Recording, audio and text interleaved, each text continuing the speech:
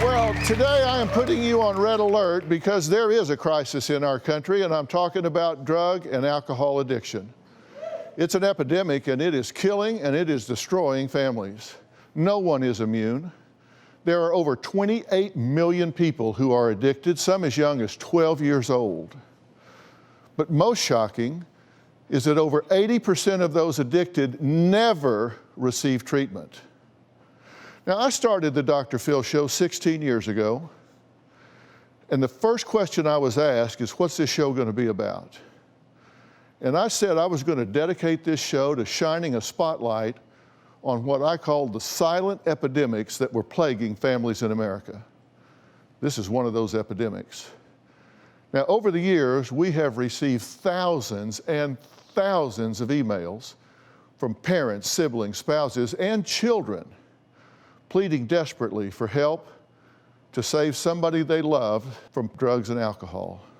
I'm proud to say that we have helped nearly 500 guests with inpatient treatment for substance abuse. That's over $28 million in resources provided to these folks over the years. Never before in the history of television has a show ever done anything like that. But how are these guests doing now? Well, today we're going to find out. First, you'll remember sisters Valeen, Amanda, and Tiffany. They were all addicted to heroin, and they were using together. They were triggering each other, sparking each other. Three sisters said doing heroin had created an unbreakable bond between them. And as long as they were together, nothing would or could keep them from using. Take a look. You'll remember them. I feel high now. Yeah. Really high. My daughters are heroin users. They're junkies. You sit there, you know, like a bunch of idiots. I was high as hell. When we wake up in the morning, the first thing on our minds is to get high. It's like I'm married to it. As soon as it goes through my veins, I just feel 100 times better. You're high right now, right? Yeah. Where'd you get the drugs? Jersey. Brought it with us. You brought them with you? How did you transport them? Luggage. Now I am going to go meet the 65-year-old man. This is how I make my money. I told them, you do not let anybody treat you guys like a piece of Never thought that I would do that. I hate these guys, and this is what I resort to. I should have kicked them out. There's no doubt about it. I don't care You where they think? went. Look at this. This is your home, Dad. They beat me down. Because you are weak. Grow a pair and be a man. Here's what has to happen. You're going to different places away from each other. You can turn this around. Well, it's been 3 years, and they are here, and I am proud to say 1, 2, 3, all three of them are sober. Please welcome Valeen, Amanda, and Tiffany. Come on out.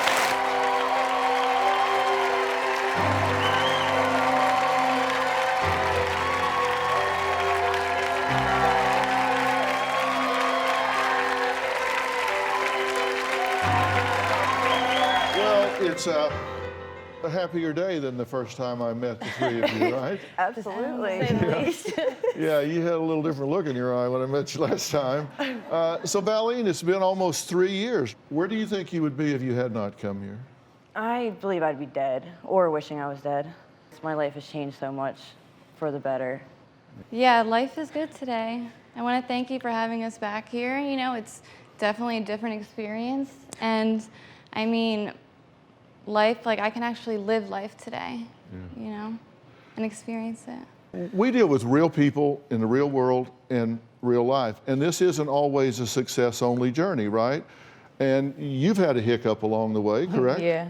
And you had a relapse, what, 3-4 months ago? Yeah, almost 3 months After ago. over 2 years of sobriety. Yeah. You're now back on track. You're 3 months clean and sober again at this point. I'm proud that you're back on the road, and I'm behind you 100%.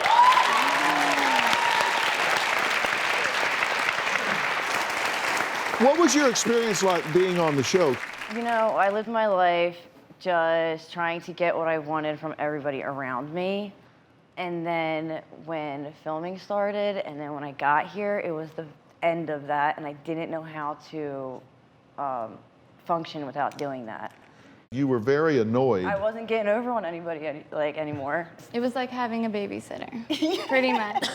Someone was with us at all times, checking on us, and it was annoying.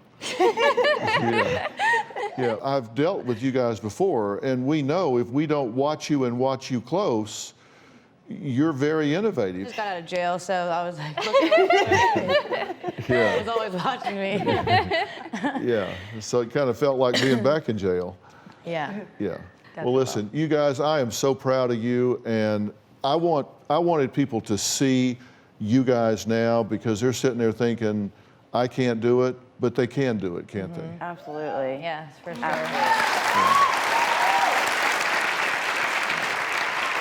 Billy, what do you say to somebody that's sitting there right now saying, this is too hard, I can't do it? My life is amazing now. All I did was just, I listened and I tried. Well, you guys are beautiful, and thank you for being here. I really do. Thank you. All right, one guest I get asked about constantly is Brandy. She had been arrested at least 12 times, once for shooting up the bedroom of a man she dated with a .38 revolver. Now, her ex-husband, Victor, insisted Brandy's problems were all alcohol-related, but Brandy disagreed. Lord have mercy. All of my ex-wife's problems stem from alcohol and excessive drinking. Do I drink every day? No. Do I drink every other day? Yeah. Every time I drink, I break out in handcuffs. I mean, proof's in the pudding. Have you been drunk since you got here? Yes. Do you remember exposing yourself to my male staff? No. Which one? Oh, Jesus. About a year ago now, you're in a restaurant calling somebody a whore face and saying, here I am, bitch, you want a piece of me? In front of your child. Good job, But I didn't Mom. have great parenting. Stop talking. You think you can dominate people and flap your mouth? You need to listen. You're an alcoholic. I think I am. You need serious, intensive professional help with this. It is an opportunity, but I don't trust you. The feeling's mutual. Be part of the solution or get the hell out of my way. Everything is completely different in my life since coming to the show. I have over 110 days in sobriety. I look like a different person and I feel like a completely different person. It's amazing. I regret how I behaved in front of the producers. I wanted alcohol really bad. I kept asking the staff members to get me champagne, wine. They wouldn't do it. I was in shock when Dr. Phil brought up the flashing incident. It made me see who I was at the time. I am completely grateful to Dr. Phil and his staff for everything that they have done for me and continue to do for me. Without a doubt, Dr. Phil saved my life. Brandy, thank you for that update. I am so proud of how you're doing at this point. More amazing updates after the break.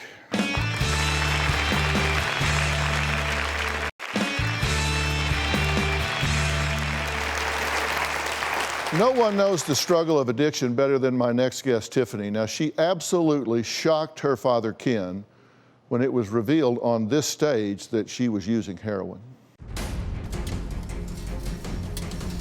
My parents have no idea that I'm using heroin. I'm really scared to tell them.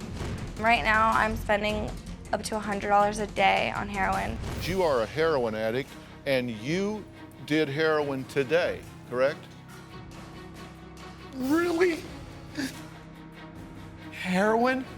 You have no idea, as your dad, what that makes me feel. I just do it to feel normal. People think like, oh, doing drugs, fun, friends, partying. It's not. It's my survival. You've got somebody that is on self-destruct. Right. To continue that self-destruction, she needs funding, and so y'all make sure she has it. That is no different than if you went and bought it for her and gave it to her.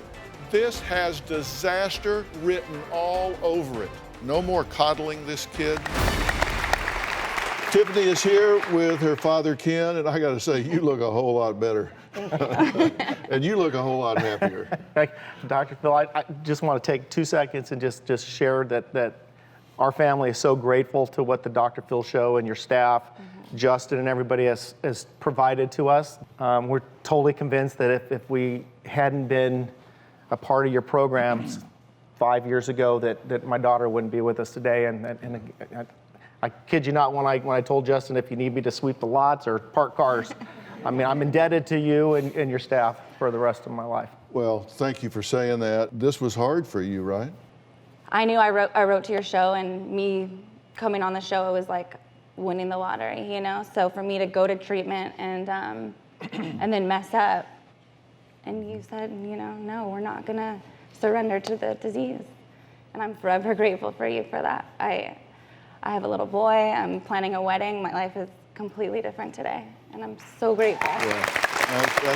That is so great, because you are worth it, and you're paying it forward by being here, because there are people that relate to your story, saw what you've been through, saw what you had to face as a father. So God bless both of you for doing what you're doing. All right. Now, my next guest, Layla, said totaling her Lexus while driving 110 miles an hour while drunk did nothing to stop her from partying 24/7. Take a look. I love partying. Now we are on our way to a real party at a real club to have some real fun. Layla's partying is more important to her than anything. Layla is an absolute attention whore. All right, come on. I equate drinking with having fun and being sexy. I like the drunk Layla. Oh my god. Look what I found. More beer! I have successfully wrecked 4 cars. She was completely obliterated and ran into a tree going 110 miles an hour. I didn't have a scratch on me. We get drunk till we black out, operate motor vehicles, and hit a telephone pole at 80. You think that's normal? I do know a lot of people who have totaled their cars as a result of drinking and driving, so I don't think it's that abnormal. Then you know a lot of moronic idiots. Well, there's somebody else I want you to meet. Tiffany was only 17 when a night of getting drunk and partying ended up in this. The drunk friend who hit Tiffany's car was going 130 miles an hour and did not survive. Tiffany, come on out. It's a tragedy that someone else can be so selfish and inconsiderate of the damage that they can cause to someone else's life because of a night of fun that you won't even remember the next morning because you're so intoxicated. It's a miracle that I am here today and to relay a message of truth. And I can only beg you to listen. This is you. You get that, right? I don't know how to stop. There's a treatment center that specializes in young women. I want to go.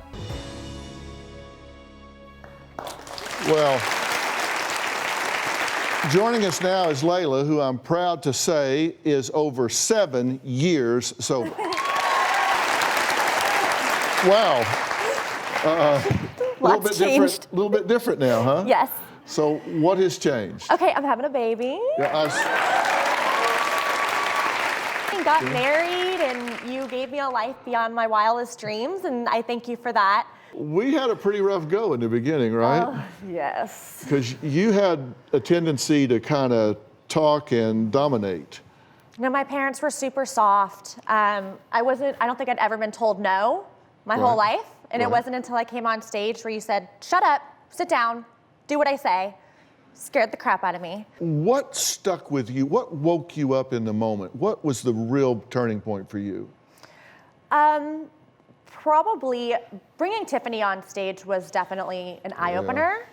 I never considered hurting anybody else in my process. You know, I remember you saying that I was driving a 5,000-pound missile, which was absolutely true. Yeah. That scared me. No, I'm mad at myself still. You know, I'm watching the recaps and I'm going, what are you thinking? Yeah. What are you doing? I was so out of my mind. I was just so selfish because I have the disease of alcoholism and I'm self-centered and selfish and I'm not thinking about anybody else. You're one of many people who have said you felt like you could always reach out to the staff across time. Why did you feel that way? Well, everyone has always been very helpful here. And, you know, Justin, Andrea, I mean, people have reached out to me after, making sure that I'm doing okay. You know, I've come back to the show a couple of times and helped other young women. Yes, you have, and thank you for that. Yes, I've always felt supported. I know that if, God forbid, knock on wood, something were to happen, I know I could call Justin and we'd figure something out. Well, in fact, Justin, come out here. Justin's over here. Come out here, join us. Bring a seat up. This is the Justin that she's talking about. And likes to stay back there, not out here. Yeah, that's right. Yeah, he likes to be behind the camera, but too bad, so sad. So how long have you been here? Since day one, before the stage was built. Yeah, I've often said people work here and they're paid, but it's not about the money. Oh, not at all. Days like today are just fantastic. Seeing all the guests that I've worked with over the years, some like 12 years back, it's just seeing their families. I mean, it's really remarkable. It's pretty amazing. I was 22 when I started. Now I have a wife, I have a son. I mean, it's great to see and grow together. It's pretty cool. So what are you doing now? I've been doing admissions for treatment centers. So I'm a admissions counselor, so I help crisis situations. So I get calls all day long from crying mothers. I get calls all day long from people that say, I can't do this anymore. Wow. I get calls, and I can say, I get it. I understand what you're going through, and here's what we can do to help. Right. And then I also own a sober living home for women. Is that right? Yes. Okay. A little hard for them to con you, isn't it? Right? Yeah. Oh yeah, no, they ain't getting nothing by me. Yeah. I know all the tricks. But you didn't get around Justin. No. She tried. Yeah. She tried. So how do you keep these people corralled when they get here? What happens from day one, minute one? It happens before they even get out here. I mean, we alert the hotel to make sure that they know that there's someone that has an addiction issue coming, especially alcohol. Before they even come here, we'll alert security to let them know they need to check those bags really good to make sure and alert us if something's ever happened. And we keep tabs on them. I worked with Tiffany.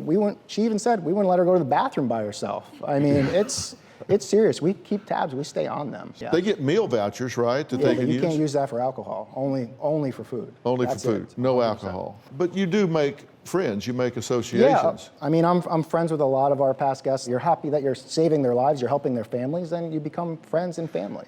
Very nice to have such a wonderful support system from the start. Well, I'm proud of that. I'm proud of our staff and how they handle all of this. More amazing updates when we come back.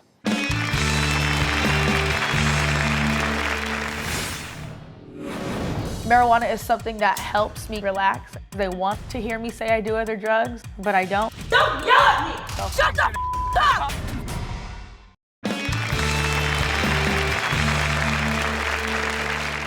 Now, my next guest, David, wrote to me saying that his 21-year-old daughter, Danielle, was spiraling out of control. He said not only did she have violent rages, she was also using drugs and driving under the influence. My daughter, Danielle, is a ticking time bomb. Don't yell at me! When I get mad, I rage. Shut the up! What were you arrested for, Danielle? I was drunk in public. She's driving under the influence. She's getting into combat with people. I mean, something serious can happen here, right? And that's my concern, is something is gonna happen, and it's gonna happen soon. Marijuana is something that helps me relax. They want to hear me say I do other drugs, but I don't. I had suspicions. I went into her room. She keeps her money in this, and that's her cocaine. I think your behavior is self-destructive. I think it's outrageous. I think it's often criminal, and it absolutely has to stop. You say nobody listens to you, nobody gets it, nobody understands. Look me in the eye. I do. I have a plan. I'm asking you to trust me to let us evaluate and give you some answers that you need. Will you do that for me? I can do it. Well, joining us in the audience is Danielle's father, David. So, David, thank you for being here. Thank you, sir. Tell us how she's doing. She is continuing on her path that you have her on, and she's doing very well. I've had the opportunity to visit my daughter along her journey, And she looks so different, Dr. Phil. It's somebody that I haven't recognized in many years. And I can't thank you enough. My family and I can't thank you enough for an opportunity for her to get her life back. I'm glad to hear that because, as you know, and I think we told you at the time, once they leave here and go into the treatment center, we take a completely hands-off approach. We don't get involved in their treatment. We step back and let the pros do what they do. They're there each day, they know. So getting a report from you is great for us because we like to hear what's going on. Your staff is phenomenal. They were involved in every step. Yeah. Because of the situation with my daughter and why we were here, it's necessary, absolutely, just to ensure that there's safety and that people are doing the right thing. Well, that's the thing. It's just when we have somebody on drugs or alcohol coming in, we do stay on them close because A, they'll run. That's why it's so regimented. That's why it's so programmed. That's why you're never left alone for a second. Exactly. Just by the nature of where we are, Hollywood Boulevard, this area, anybody can get anything at any time. It made me feel better as a father, as part of this, knowing that the care and attention was given our family and my daughter. Yeah, we have tractor beams we'll put on you. We have to. 3 years, and all 3 are sober. My life has changed so much for the better. Dr. Phil saved my life. You gave me a life beyond my wildest dreams. I'm indebted to you and your staff for the rest of my life. You didn't give up. Check your local listings.